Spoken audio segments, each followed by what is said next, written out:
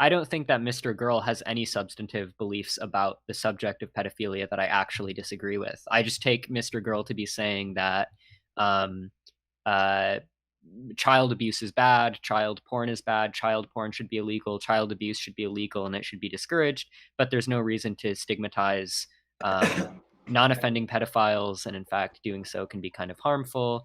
And so I don't think that MrGirl actually has any normative prescriptions about the subject of pedophilia that I strongly disagree Mouthy, with. Yes, a pedophile is one who just has an attraction to prepubescent children.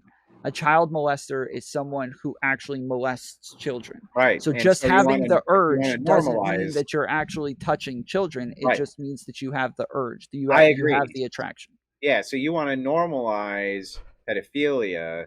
You don't want to normalize child molestation. Correct. But of course, Get into this conversation actually. We were talking about it behind the scenes a little bit, the MrGirl thing, right? You Sure. said Oh, you said you're agnostic, right? Agnostic about MrGirl? No. I'm pretty You're sure he exists. No. I know he exists. Yeah. But I'm saying like as a psychopath, no, I'm kidding. Go ahead. there is a serious part in Destiny's conversation with MrGirl that I actually wanted to ask you about.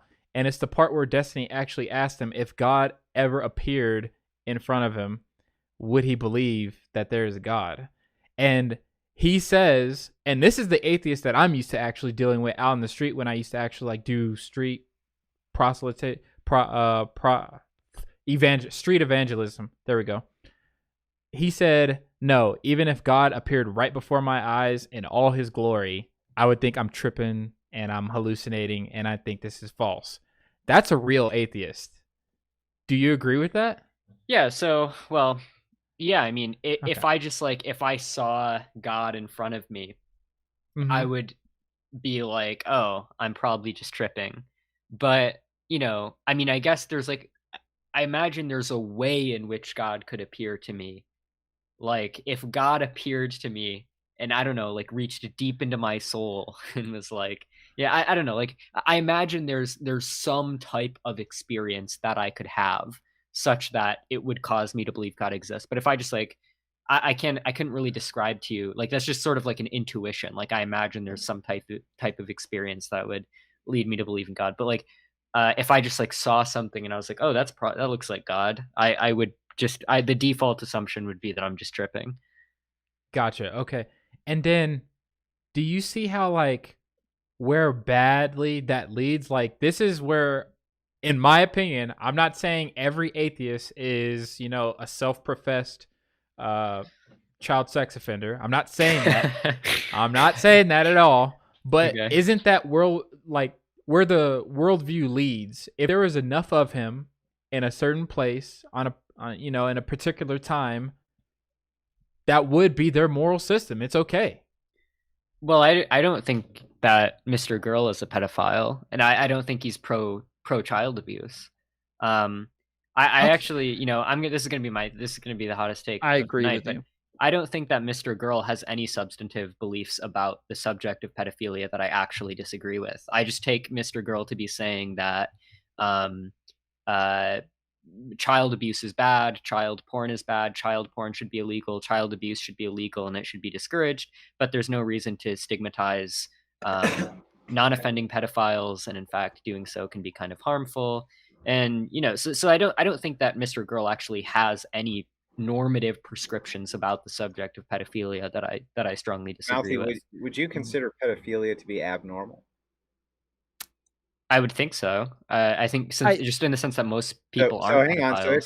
if I you know think what you're getting at, if you but think it's abnormal, right, Mhm. and you want to destigmatize it, wouldn't you be normalizing it?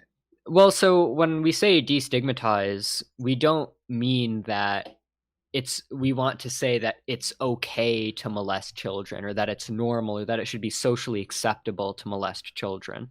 The point is just that we want to create an environment where we're saying, look, yes, child molestation is bad. We want to do whatever we can to prevent it from occurring. And so we want to create a situation where, yes, we're we are acknowledging that pedophilia is bad, or that child molestation is bad, but we're trying to create an environment such that non-offending pedophiles who need help feel comfortable to seek therapy and get the help that they need so that they don't end up harming any But children. non-offending pedophiles are still pedophiles, right?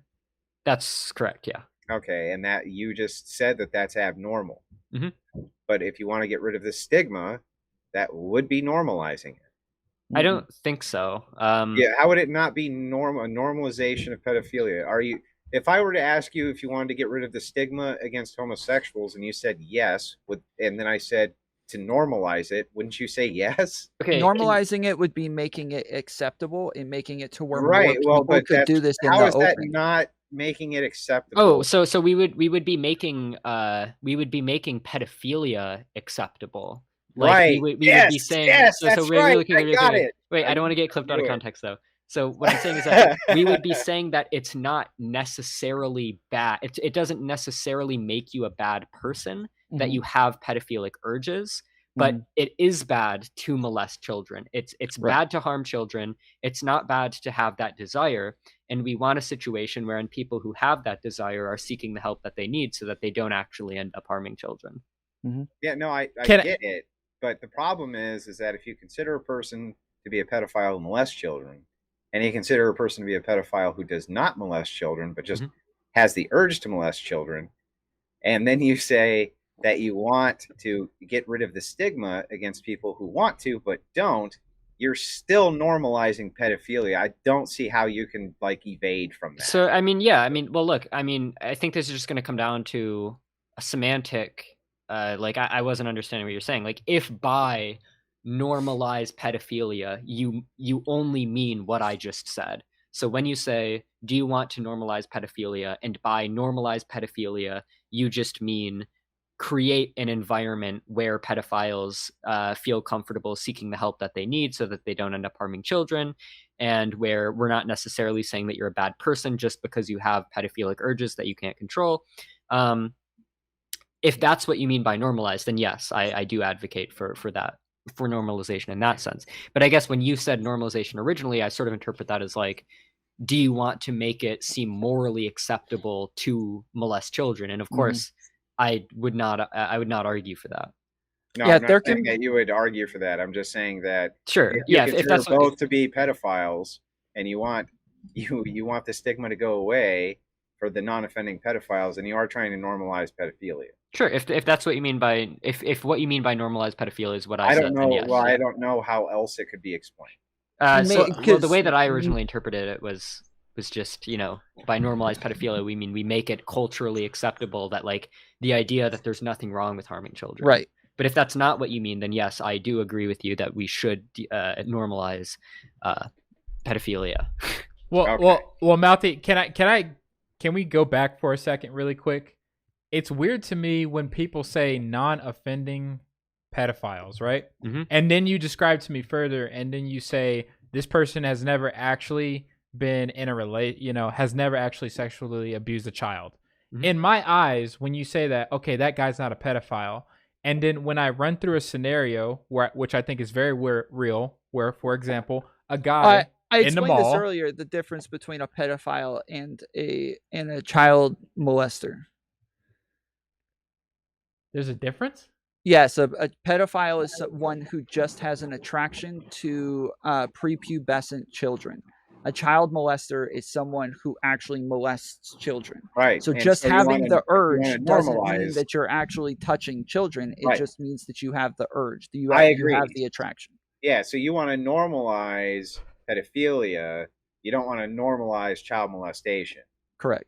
But of course, normalizing pedophilia most certainly isn't going to lead towards normalization of child molestation, right? Because these There are things, levels. No, I actually think the these things opposite. just they never go in a straight line, do they? Well, no. I would argue in real time yet, right? Them getting I would help argue the more exact opposite. easily means that hopefully there will be less children molested, right? So Right. it would actually do the opposite of that. So there's actually substantial evidence that look, and there's a very straightforward logic to it, which is just like, look, when we stigmatize pedophilia more, then non-offending pedophiles feel more internal guilt. They feel on the inside like, oh, I'm a monster. Nobody can ever find out about what I am. They are fucking monsters. But so, well, firstly, They're firstly, fucking I would say, monsters. Bro, they're I don't. monsters. They I want would never. children. They're monsters. I would say that you are a bad person if you molest a child. But I'm not comfortable morally condemning somebody because they just have a particular desire, even if they don't act on it. Why so not? If we just so if we just have somebody who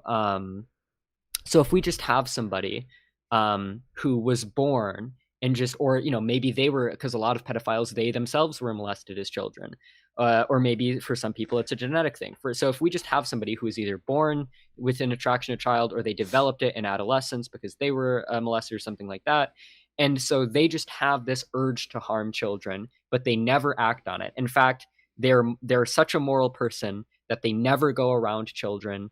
They actively seek therapy so that they can avoid harming children. They never put any children at risk because they realize that it's wrong to harm children.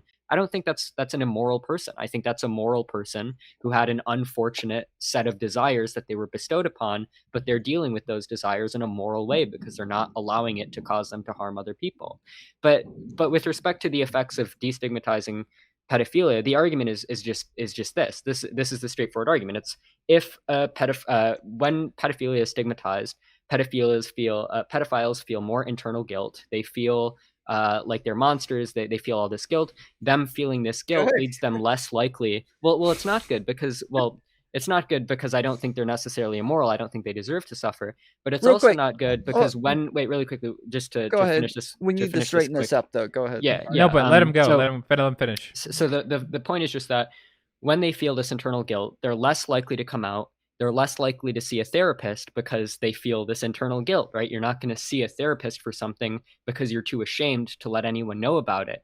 And that internal guilt, which leads to them not seeing a therapist, makes them more likely to offend, right? Because obviously one of the main ways in which we can get pedophiles not to offend people is by getting them the help that they need so that they can deal with these urges in a healthy way. And stigmatizing pedophilia counts against that.